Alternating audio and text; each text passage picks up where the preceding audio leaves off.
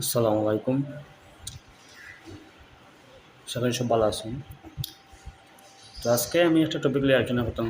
আসলে আমরা rectus coaching centre Gobindaganj এবং দারুণ শাখা, আমরা দুইটা শাখার উদ্যোগে আমরা একটা বৃত্তির আয়োজন করলাম, যে শিক্ষাবৃত্তির আয়োজন। তো এই শিক্ষাবৃত্তিটা অত্র এরিয়ার সাতক উপজেলায় মোটামুটি প্রায় যত স্কুল আছে আমরা সব স্কুলের সাথে কানেক্ট করছি। হাই স্কুল যা আছে, যেমন আমরা স্কুলের মধ্যে আছে বর্তমানে, যেমন আমরা যাদের সাথে আলাপ করছি, নতুন বাজার উচ্চ বিদ্যালয়, ধারণ, সিপিবি উচ্চ বিদ্যালয়, এরপরে খুরমা উচ্চ বিদ্যালয়, মুনিরকাতি উচ্চ বিদ্যালয়, এরপরে আমরা টার্গেট আছে যে গোবিন্দগঞ্জ, এলঙ্গি, এরপরে ফালফুর, ফিরফুর, গার্লস স্কুল, মোটামুটি ওগুলোর সাথে আমরা আলাপ আলোচনার মাধ্যমে যদি তারা আমরা সাথে এগ্রি থাকুন, তারা বাচ্চারা যদি অংশগ্রহণ করতে চায় তাহলে আমরা অবশ্যই ফর্ম পাঠিয়ে দেব। এরপরে আছে প্রাইমারি স্কুল আছে, যেমন জাস্ট খালি 5 টোটাল হয়ে গেলে 5, 8, 9, 10। তো 5 যারা আছে তারাও অংশগ্রহণ করতে পারবো।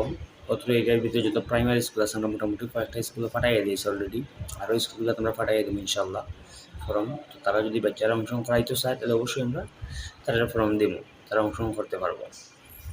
তো বৃত্তি পরীক্ষার যে সিলেবাসটা আমরা বানাইছি, এটা হলে যে তারা বাচ্চারা যে 8 ও 5 বা 9 ও 10 যারা আছে তারা একটা সিলেবাস আছে প্রতিটা স্কুলও বার্ষিকর।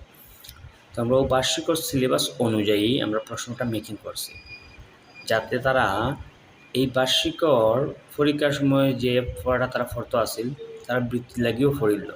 তো বৃত্তির লাগি যদি সে পড়াটাও পড়ায় তখন তার লাভবান হয়ে যাব সে বার্ষিকর ক্ষেত্রে। এর লাগে আমরা প্রশ্নপত্রটা ওরকম আমরা বানাইমু যাতে তার বার্ষিকর পরীক্ষাতে লাভ হয়, প্লাস বৃত্তি পরীক্ষাতেও লাভ হয়। এক পড়ায় অনেক সময় আছে বৃত্তি পরীক্ষার সিলেবাসটা থাকে আলাদা। তো বৃত্তি পরীক্ষার সিলেবাসটা আমরা আলাদা রাখলাম না ও কারণেও যাতে বাচ্চারা যাতে দুইটা পড়া না পড়তে হয়, যাতে বৃত্তি পরীক্ষার যে পড়া পড়বো তারা বার্ষিক পরীক্ষাতেও সেম পড়া, তাই একটা পড়ায় দুইটার উপকার হইল।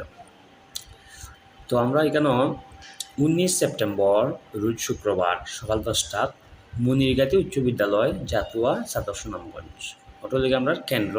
পরীক্ষার তারিখ 19 সেপ্টেম্বর 2025 রোজ শুক্রবারে।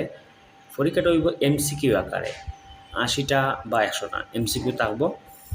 তো 1 ঘন্টা বা 1.5 ঘন্টা সময় দিব আমরা, যেগুলো প্রশ্ন থাকবো তারা MCQ খালি বৃত্তপাঠ করবো, আর কিছু নয়। আর